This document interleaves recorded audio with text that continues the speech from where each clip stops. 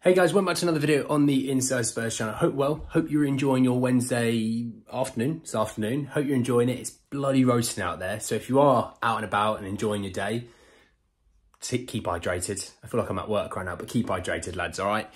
We were talking a little bit about Eberechi Eze and an inquiry made by Spurs into his availability to Palace. We've got an update around Gift Orban and how that deal is kind of going at the moment. And obviously another update around Hugo Lloris and a potential departure, which does look a little bit more promising now. So lots to get into. We're going to jump straight in. Like I said, it's my dad's birthday today, so I can't spend too much time making all these videos. I have to go be sociable. So, starting with Eberechi Eze. So this came out that Tottenham had made an inquiry for Crystal Palace forward Eberechi Eze, but are not expected to meet Crystal Palace's valuation. Palace would have originally listened to offers around £55 million, but then the expected departure of Elise has forced them to raise their demands. So I talked about this a little while ago, and I said, look, if we're going to be moving for Eze, we do need to kind of make this snappy. Elise having a release clause, which they denied, and then people sort of dug and found out, and it's £35 million. Chelsea have obviously activated that release clause. I did see a news story about how I think Palace are going to report them for tampering, or I don't know. It was a little bit confusing to me, but let's get back to Spurs. And yeah, obviously, if you're going to take one of their two main attackers, the other one's not going to be sold for the same price. They're going to raise their demand, hoping they can keep him. That's not to say you don't get him in a year, but right now at this summer window, it's going to be harder to get him. Their team was based around these two attackers. And when you're losing half for, let's be honest, £35 million, maybe a few years ago for Elise, you're thinking that's a lot of money. In today's market and the amount of money Premier League teams earn, 35 million is nothing. I mean, Chelsea has spent 950 odd million in 3 windows alone. So in reality, it's not really that much, is it? So it's a shame. Marshall, I would have liked Elise as well, but I mean, it is a shame. One thing I will say, guys, by the way, you'll see a lot of big Spurs fan pages saying that we have a zero net spend. We've not spent a penny. Bournemouth spent 100 million, but we've not spent a penny. That isn't true, okay? I think we've had a net spend of about £55 million. So take that into account whenever you think of us spending money. We have actually spent money this year. It's not to say that that figure would change, obviously, with sales as well. You know, if you're selling a few players, maybe you make that back. But at the same time, there's still money to spend. We will spend money, okay? So that is coming.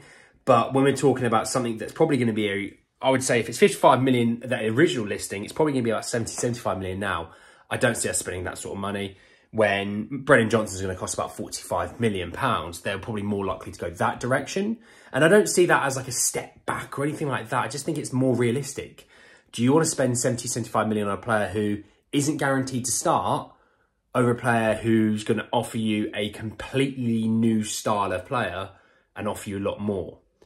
I think a lot of people talking about the right centre mid role and how we need someone there because, I talked about how, Skip kind of got caught out of position a little bit. The pace of the game was kind of a bit frenetic for him.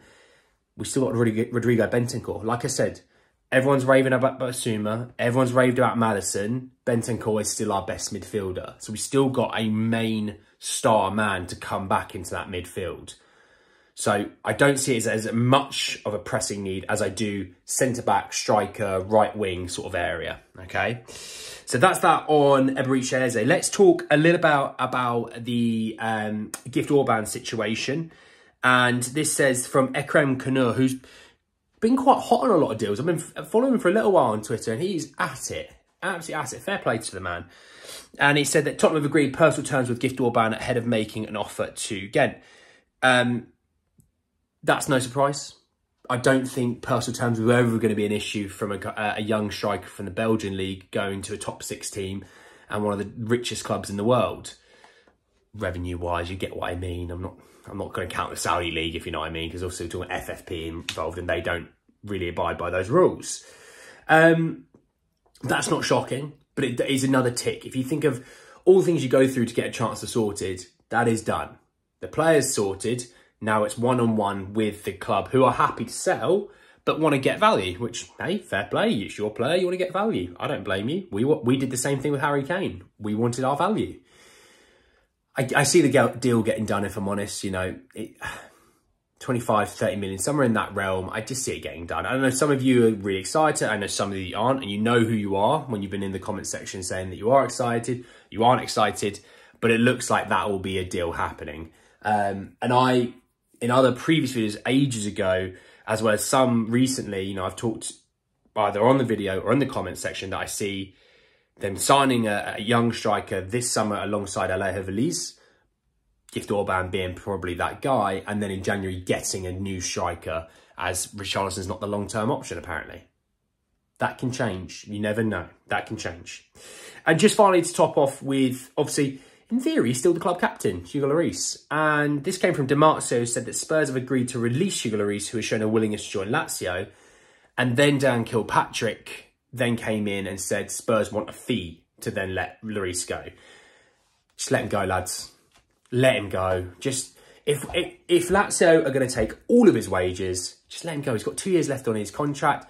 Let's say he's earning 125 grand a week. You're talking about 500 grand a month. You're talking over a year, 6 mil. It's 12 million pounds. You're saving 12 million pounds. Just, why are we trying to haggle over a player that we should do right by and just say, look, find yourself the club. They take your wages. You are good to go. Just send us the paperwork. We'll sign it and you can go. Instead, we're trying to haggle for a few £1 million.